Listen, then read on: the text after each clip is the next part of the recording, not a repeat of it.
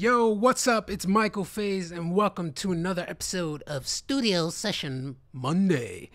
Now, on today's topic, I'm going to be covering massive drops, and essentially what I mean by that is how to get that wide drop lead that everyone gets when you hear a new noise controller's release, or Audio Freak, or even W&W, any of those guys. I'm doing Hardstyle because a subscriber of mine asked me if I could do specifically Hardstyle. I will have one on Big Room because they all essentially need different ways of processing.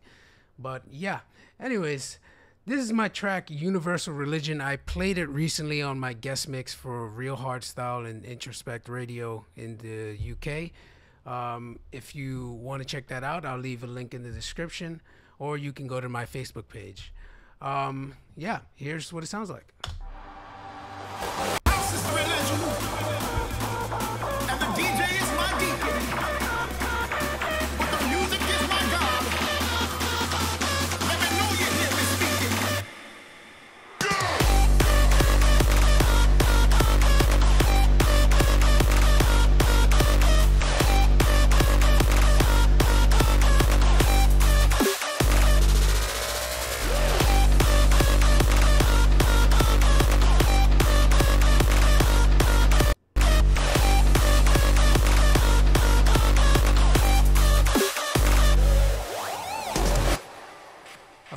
So sorry about that little minor lag, as I in my project, this is the project before I bounce everything out into audio, so that means there is going to be quite a lot going on. Now if we go straight into the mixer, you can see that on my leads, specifically for the drop on this section over here. Now the main bus, I have a DJM filter, which essentially is just for the build up and any other parts of the track that in the drop that I want to filter out, or high pass, low pass, which is amazing. It's free, by the way, at xferrecords.com. And then I have this Pro Q. Now I have it automated on and off because during the build, I do want that body of the entire synth not spread out, because I do have a simple buildup, so I want to keep it as simple as possible. Now when it does drop,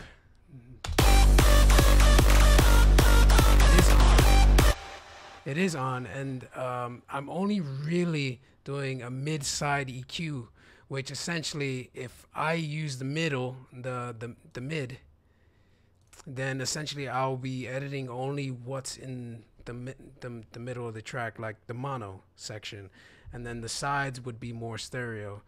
Essentially, I do this, and I try to be very careful with this because you don't want your sounds to sound false or hollow. And I did this just to add more depth into the track. Now if I put it here and then, oh, could I do that? All right, yes I can. This is without anything. Then there's whiff. Now I don't know if you noticed, but it fits much better in the mix once I have all these features. I do have a dip right around 4,500 because I don't want people to fatigue when they're hearing these high frequencies. And then I have a transient monster, which essentially is just for making the lead very snappy. Sometimes this doesn't work in my favor, so I advise being very careful and spend some time with this if you're going to use a transient shaper. I do also have a G clip on, just so when you see the snaps right there, catch it, and essentially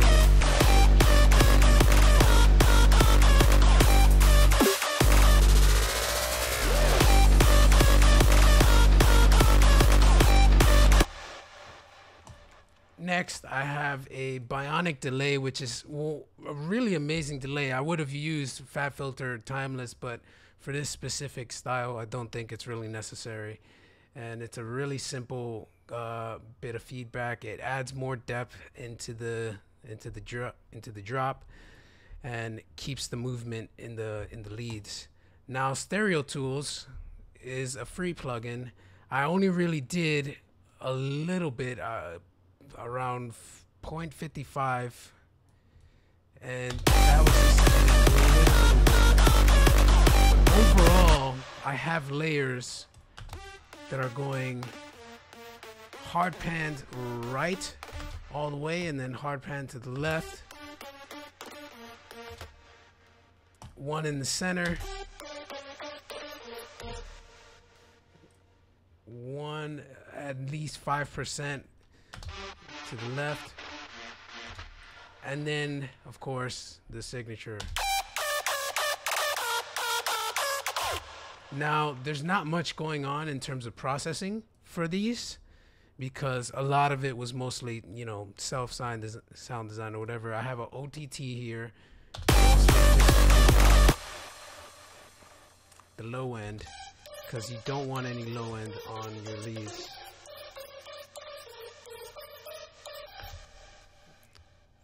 And then these are the EQ settings.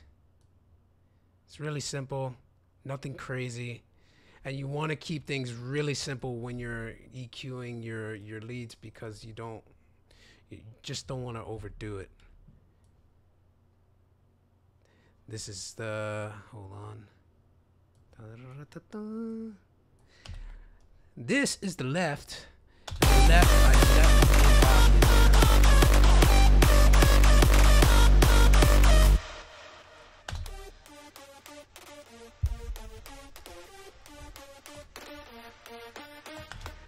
so that way I can play with your ears a little bit.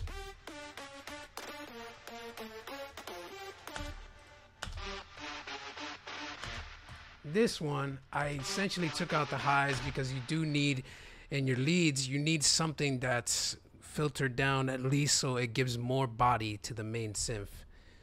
So when you hear these together,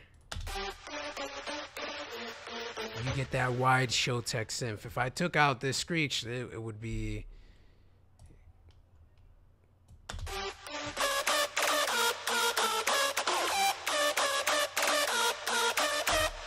Essentially, if I gave this back, the room that I don't want to edit too much.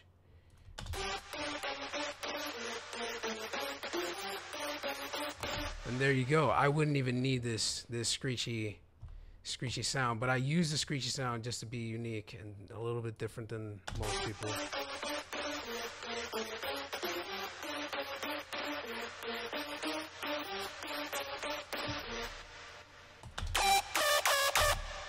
Now this, the main synth, is where I actually process a lot more, and specifically because it's the main synth, I wanted to have most of the attention. The rest are just layers to make the lead seem like it's more wider and more in depth. This is mainly more merged into the track. Oh, and just a quick tip, if you separate the signal, FL has this feature. I don't know if any other DAWs have it, but if you separate the stereo image, then it does become wider, but it does get louder. So do compensate for that when you mix everything. Then here I just have a simple filter just for the rest. I do have a tape stop, simple, and then this is where I get a little bit more in depth with the sound.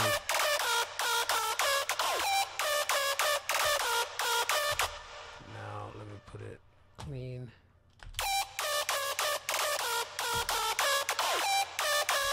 Now I did this only because I wanted this synth to be more hollow, but I still wanted some body, so I did not edit anywhere that had to do with the body. And the body, essentially, for your synths, copy this, is around here. So this is the body of your synth. and you don't want to tweak that too much.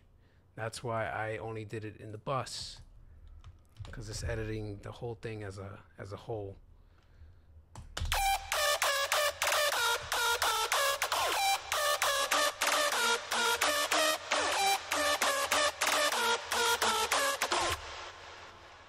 And I kept it separate from the bus, so that way, you know, the bus is, you know, the layers, and then this is its own entity. I also have a fat filter saturation. I use my preset from Bonsai, which I use it on everything. You know, it's kind of my go-to. I would explain more about this, but when it comes to my signature stuff, I just, you know, I think you would understand. I do have an OTT here, and I am cutting into the frequencies a bit more. That's just because I wanted it really tight and a bit over compressed. I don't know. To me, it just felt right. It would sound weird without it.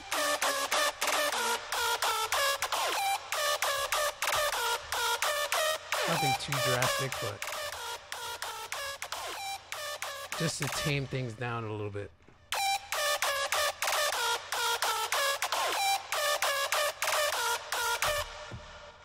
Then for this one, I have it more towards the mono, as you can tell even by the separator. I have it set more towards mono because since this is the main synth, you want it to be dead center. So when you put your master on and you put it on mono,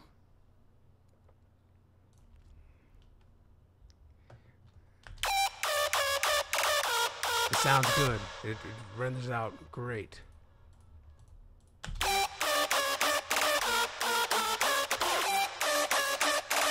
Since those synths are very hollow, they might not even appear in the mono.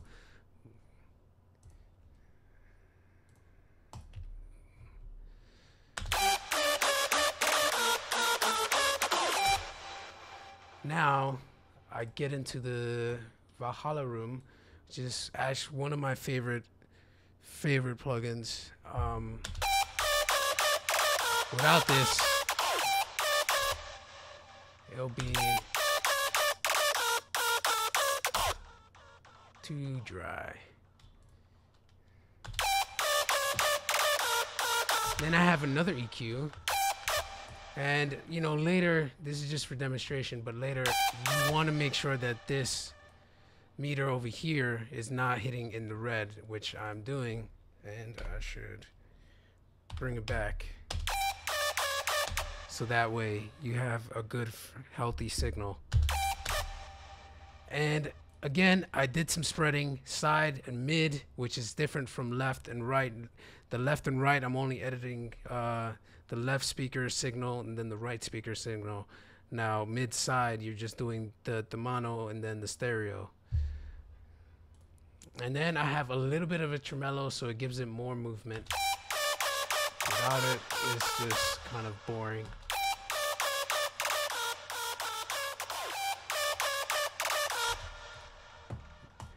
Then obviously, as all of you know, I love Volume Shaper from Cable Guys. I actually went out and bought it. It's such an amazing sidechain tool. You can draw everything. You can multi-band split it, so I can have the low signals be completely out if I want, and then just keep the mids and the highs. And essentially with this, I have the highs coming in first, and then the mids, and then the low end. And then the reverb buses. I think I've already explained these in a tutorial before, but I'll leave this for another time. But essentially, without this, it's still a pretty wide lead. It's just not.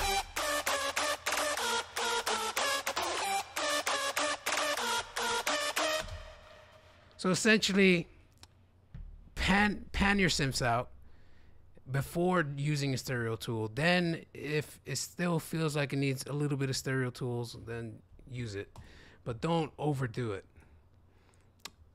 And then of course, you know, EQ. There's several ways of making wide lead, and I hope this opens up a whole new door for you guys in your productions, and I really hope to hear what you guys can do with these techniques. This is how I do it. There's no right or wrong way. But that's it for today. If you guys like this video, please make sure to give it a thumbs up and share it with your friends. It helps spread the word, and sharing is caring. If you're new here, show some love by subscribing to the channel and hit that bell icon so you don't miss out on any new content. Lastly, thank you guys so much for watching. I appreciate each and every one of you for letting me do what I love to do and to help others achieve their dreams too. I'll see you guys in the next videos. Peace.